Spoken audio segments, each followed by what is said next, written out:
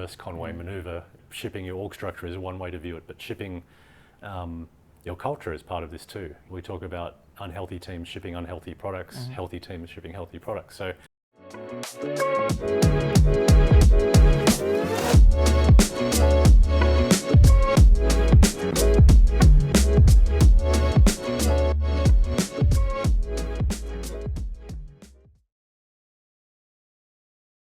Yeah, so a big part of the challenge we have is trying to get every team to be as connected to the customer as possible. But as we build more and more components, platform components, shared services, and then we have more and more teams, that can get very difficult for teams to feel that they own that connection with the customer. And so what I try and do is make sure that we have a good solid understanding of the key jobs to be done that we're working on, and also being able to explain to teams how we see the breakdown of that and how they work as a system. Because once they understand how the system works, they understand how their components contribute to delivering that value to the customer. So a lot of my job is trying to make sure that breakdown and understanding of how the product delivers value is well understood, and that helps the teams coordinate. A lot of that requires a lot of work on communications to the teams about what's a meaningful definition of done, or a meaningful measure of success, and then things like blueprints and schematics that show how all these pieces work together. Then teams feel a lot more, confident that they understand the problem and motivated to solve the problem. That's a very important part, because we need to get consent from customers. So with the product is okay, and we meet the requirements from the customers. That's very difficult. So even if we worked hard to develop products for customers, and the customer might not be satisfied with the features we worked hard for, that's the important thing. I think that's the main work of a manager or product manager who leads the products. I usually have difficulties to meet all requirements from the customers. So sometimes it's difficult to meet requirements because of the, for example, restriction, because of the specifications of the product, or not a good practice. Yeah, you got to prioritize. You can't do everything. That's always the hardest part of a product manager's job. It's like, how do we prioritize? How do we make sure that, because everyone wants everything. But at the end of the day, we all have time constraint, commercial viability considerations, and so how do we make sure we maximize the impact with what resources we're going to invest in certain things? I think we also need train customers. I mean, guide the customer to the best use case of the product. Yes, absolutely. Because we've built so much flexibility into the tool, and so it comes across as lots of building blocks, Legos maybe. What do you do with all these pieces? And so it's very, very critical to help customers form a strategic implementation of Atlassian products.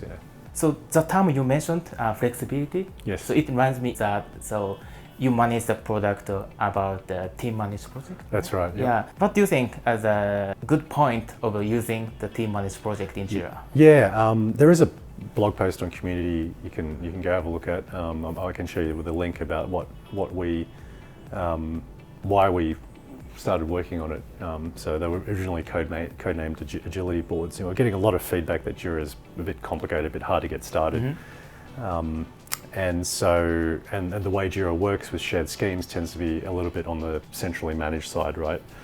Yes, we have project admins, but then again, there's some things not controlled by the project admin, right? It's the Jira admin.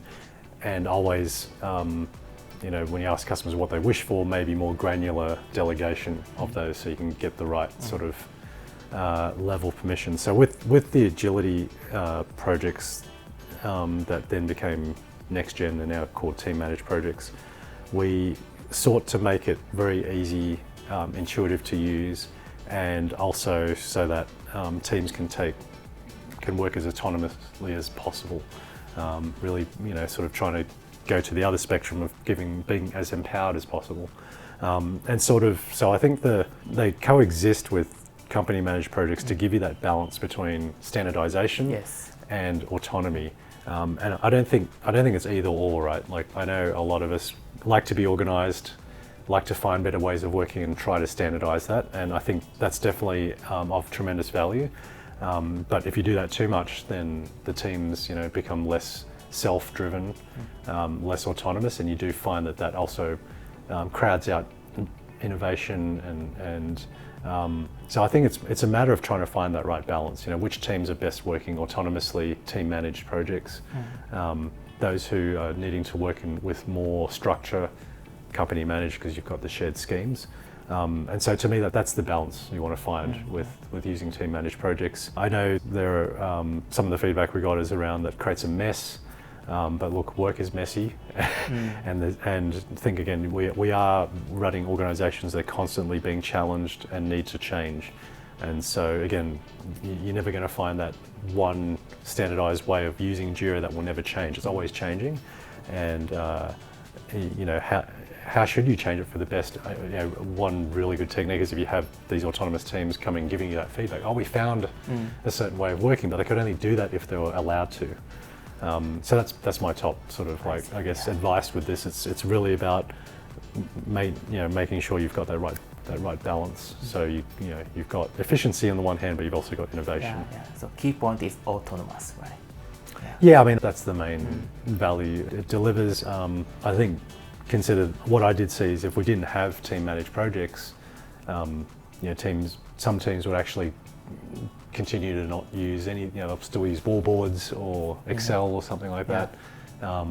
You just don't see it, but that in reality that's what happens if they don't feel that the system is working for them. Maybe an overly standardized Jira, they'll go do something else somewhere else, and you lose visibility. And so that it's a hard one to prove because you don't know if they do a wallboard. No one sees that apart from maybe photos on Slack or something like that. But I think making sure that you've got that full true visibility, I think starts with making sure that you're making the system friendly, easy to use, and that's sort of again the power of team managed projects. From perspective of scaling agile, I think standardize is important for us. I think what can we utilize team managed project which allows us autonomous configuration and flexibility in perspective of the scaling agile? Yeah, look, I'm not a scaled agile framework expert, so it's a bit hard for me to say. I do believe it requires certain standard data points, otherwise it doesn't scale across the framework we're trying to implement. In the feedback I get from people I directly interact with, I haven't found anyone telling me that this scaled agile framework has worked really well for them. And so yes, you get questions like this going, how do you make that work? I think team managed projects, on the surface of it would feel challenged because it's like I can't enforce a standard way of working. If I need everything to roll up and this team is just doing their own status definitions and custom fields, how can I plug the data in? But I think the real thing to understand with scaling teamwork is that it has to work both ways, bottom up and top down. What I see typically go wrong is people try to scale and get a broad portfolio view, but they're sort of coming at it from a different angle. They just want reporting to work across the whole company. The teams don't care about that. They care about it, they've got more important things to do. And so if someone comes and asks you, can you do this? And it's like, why? Because I need to, and the answer is because we need reporting. It's not interesting for the team, right? They're not inspired to do their best work. It doesn't unleash their potential. But if you can align that so it's useful at their level as well as all through. So what I'm talking about top and bottom up, you get that harmony that then probably makes it work. But again, I'm not an expert in this area, but that's what I tend to see. I think there's just, again, we spoke about balance. You asked me about autonomy and standardization. I think there's balance as well between top and bottom to try and get those roll-ups working in ways that are meaningful to every single person in the system. At the moment, something is not understood, or people don't understand why you're asking, they see it as busy work, then they might put, they don't look after it, and the data then actually becomes misleading, which is actually probably worse. So you want to make sure everything you do has meaning. I see.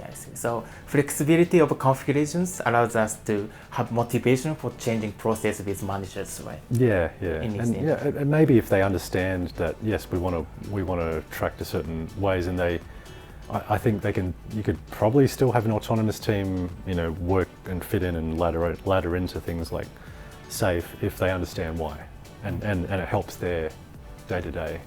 So I know it's a hard thing, easy for me to say, hard thing to find, but I think I'd be looking for that intersection. I mean, the products can only do so much to enforce that. And again, enforcement, is that really something you want to be doing, right? Yeah. Over too much, So, yeah, it's a little bit like people always like to use the analogy of holding sand, right? You hold sand too hard, it becomes like a rock. If you hold it too loose, it just falls out. So you've got to find that right sort of grip to sort of get get the kind of everyone singing the same thing, and which does require structure, does require some governance. Some things are not negotiable, but at the same time, doing too much of that can stifle progress. So tomorrow, finally, is Bangalore, right? And how many people come to the event? 360. It looked like they've signed up. Yeah, many people come to the event. Yeah, big event in a year in Bangalore. Let's make a great presentation there. Yes, tomorrow. yes. Yeah. Jason Wong さんでした。Thank you for your time, Jason. Yeah, no, thanks, Ken. Thank you.